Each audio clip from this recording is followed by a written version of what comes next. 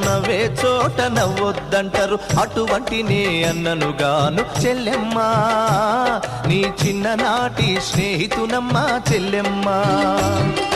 అడవిలో నా నెమలివోలే చెల్లెమ్మా, ఆటలాడుకో పాట పాడుకో చెల్లెమ్మా.